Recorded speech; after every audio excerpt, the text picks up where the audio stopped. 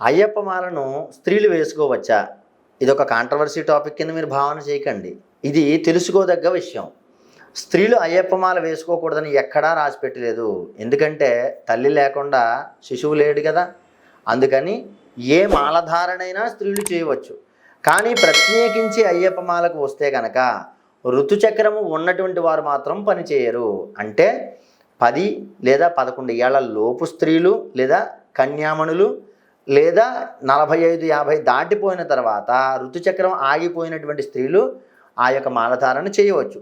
ఋతుచక్రంలో ఎందుకు వద్దంటారు అంటే మనందరికీ తెలుసున్నదే, ఋతుస్రావం జరుగుతూ ఉంటుంది వాళ్ళకి. అంటే మండల దీక్షలో అయ్యప్ప స్వామి వారి యొక్క ఆరాధనలో ఉండాలి అంటే 40 రోజులు పూర్తవ్వాలి.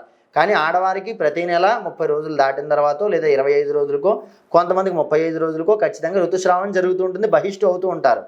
అయితే ఆ యొక్క రోజులు పెరిగినప్పటికీ ఖచ్చితంగా కొండ ఎక్కి వెళుతున్నటువంటి సందర్భంలోనూ వారికి తెలియకుండానే అలసిపోయి రక్తస్రావం జరుగుతూ ఉంటుంది. దానివల్ల వన్యమృగాలు ఆకర్షింపబడి మనుషుల్ని అటాక్ చేస్తూ ఉంటాయి. కాబట్టి అటువంటి ఇబ్బంది లేకుండా ఉండడం కోసమని ఋతుచక్రంలో ఉన్నటువంటి వారు మాలాధారణ చేయకూడదని ఒక నియమాన్ని పెట్టారు. అంతేగాని ఋతుచక్రం దాటిపోయినా ఋతుచక్రం లోపల ఉన్న నిర్మోహమాటంగా మాలధారణ వేసుకోవాలి అని అనుకుంటే వేసుకోవచ్చు. ఋతుచక్రము ఉన్నటువంటి వారు మాత్రము పని చేయదు.